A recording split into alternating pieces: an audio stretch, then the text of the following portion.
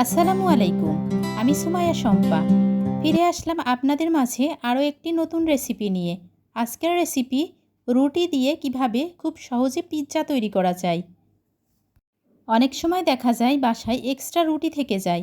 সেই রুটিগুলা হয়তো আমরা ফেলে দিই, তা না হলে সেগুলা খেতে আমরা বিরক্ত বোধ করি। সেই এক্সট্রা থেকে যাওয়া রুটি দিয়ে আমরা কিভাবে খুব সহজে পিৎজা তৈরি করতে পারি, সেই রেসিপিটি আপনারা দেখতে থাকুন। তার জন্য আমি 3 পিস রুটি নিয়েছি। রুটিগুলা আপনাদেরকে অবশ্যই আমি দেখিয়ে দিলাম। তার সাথে কিছু সবজি এবং হাড় ছাড়া গরুর মাংস ছোট ছোট পিস করে কেটে নিয়েছি। এটা পটল, পেঁপে, আলু এবং পেঁয়াজ। তার সাথে গরুর মাংস কুচি করে নিয়েছি। প্রথমে আমি চুলায় প্যান বসিয়ে দিয়েছি। প্যানে 2 টেবিল চামচের মতো আমি সরিষার তেল দিয়ে নিচ্ছি। তেলের পরিমাণটা একটু কম দিতে হবে। 1 টেবিল চামচ পরিমাণ আদা রসুন পেস্ট। এখানে আমি সামান্য একটু গোলমরিচের গুঁড়া অ্যাড করব। গোলমরিচের গুঁড়াটা অ্যাড করলে ফ্লেভারটা খুবই দারুণ আসবে এবং খেতেও কিন্তু একটু টেস্টি লাগবে। স্বাদ মতো লবণ অ্যাড করলাম। এখন আমি এগুলাকে হালকা একটু নাড়া দিয়ে নেব। আপনারা যারা যারা আমার রেসিপিটি দেখতেছেন কিন্তু এখনও লাইক দেন নাই, প্লিজ একটা লাইক দিয়ে দেবেন। সামান্য একটু শুকনা মরিচের গুঁড়া অ্যাড করলাম। মশলাটাকে আমি খুব ভালোভাবে কষিয়ে নেব। কষানো হয়ে গেলে আমি কিছু কুচি করে রাখা পেঁয়াজ অ্যাড করব। তাছাড়া অনেক সময় কিন্তু বাসায় বাচ্চারা রুটি, সবজি এগুলা খেতে চায় না। সেই ক্ষেত্রে রুটি দিয়ে কিন্তু খুব সহজে এই পিৎজাটা তৈরি করে নেওয়া যায়। এবার আমি কুচি করে রাখা মাংসগুলাকে দিয়ে দিলাম। এটাকে আমি খুব ভালোভাবে কষিয়ে নেব। তারপর পরিমাণ মতো পানি দিয়ে মাংসটাকে সিদ্ধ করে নেব। মাংসটাকে কষানো হয়ে গেছে। এখন 1 কাপ পরিমাণ পানি অ্যাড করব। যারা যারা আমার চ্যানেলটি সাবস্ক্রাইব করেছেন তাদের সবাইকে অসংখ্য অসংখ্য ধন্যবাদ। আর যারা এখনও সাবস্ক্রাইব করেননি প্লিজ সাবস্ক্রাইব করে আমার পাশেই থেকে যাবেন। এখন আমি একটা ঢাকনা দিয়ে ঢেকে দেব। ফিরে আসব 10 মিনিট পর। ততক্ষণ সঙ্গে থাকুন।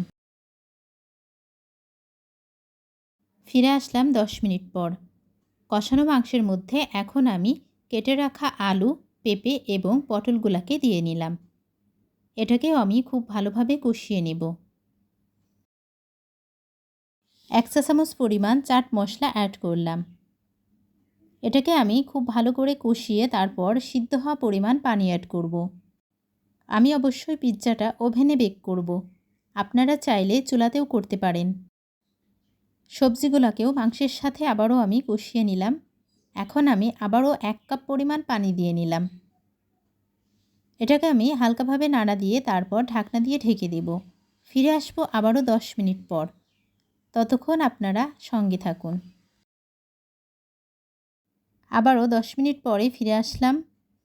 সবজি এবং মাংসগুলোকে আমি একটু ফ্রাই করে নেব, যাতে কোনো রকম পানি না থাকে। এগুলাকে ফ্রাই করা হয়ে গেছে। এবার আমি চুলা থেকে নামিয়ে নেব। দেখেই বুঝতে পারতেছেন কতটা দারুণভাবে আমি ফ্রাই করে নিয়েছি। এবার পিৎজা তৈরির জন্য আমি একটা ট্রে নিয়েছি। এই ট্রেটাতে অয়েল ব্রাশ করে নিলাম। তারপর আমি প্রথমে একটা রুটি দিয়ে নিলাম। আমি যে পিৎজার পুরটা তৈরি করে রেখেছিলাম, আমি এভাবে পুরটাকে দিয়ে নেব।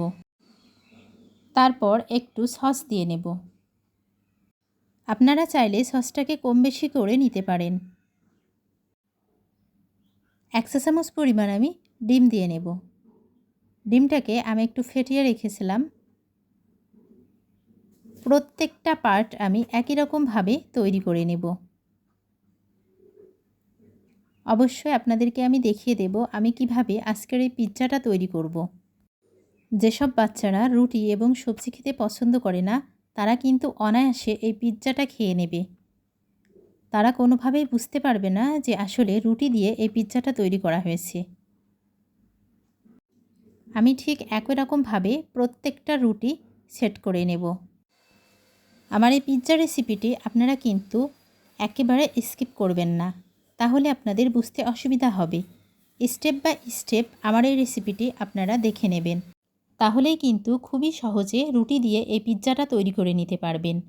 এতটা মজাদার হয়েছিল এই পিৎজা রেসিপিটা, বলার মতো না। আমার কিন্তু খুবই বেশি মজা লেগেছে। এখন আমি পেঁয়াজের রিংগুলা এভাবে দিয়ে নিলাম। তারপর আবারও একটু সস দিয়ে নেব। আমি খুব সহজে তৈরি করে নিলাম পিৎজাটা। এবার আমি কিভাবে বেক করব আপনারা দেখুন। আমি অবশ্যই ওভেনে বেক করব 180 ডিগ্রি টেম্পারেচারে। আমি 20 মিনিট সিলেক্ট করে নিয়েছিলাম। 2 মিনিট আমি ফ্রিহিট দিয়ে নিয়েছি। তারপর পিৎজাটাকে দিয়ে দেব। আমি 10 মিনিট পর পিৎজাটা চেক করে দেখছি একেবারে পারফেক্ট হয়ে এসছে, তাই ওভেন থেকে বের করে নিলাম। 20 মিনিট কিন্তু আমার পিৎজাটা তৈরির জন্য লাগেনি, যদিও আমি 20 মিনিট সিলেক্ট করেছিলাম। আপনারা অবশ্যই আপনাদের ওভেনে 10 মিনিট সিলেক্ট করে নেবেন, তাহলেই পারফেক্টভাবে পিৎজাটা হয়ে আসবে। আসলেই কিন্তু এটা বোঝার কোনো উপায় নেই যে এটা রুটি দিয়ে তৈরি করেছি। এতটা মজাদার হয়েছে পিৎজা রেসিপিটা।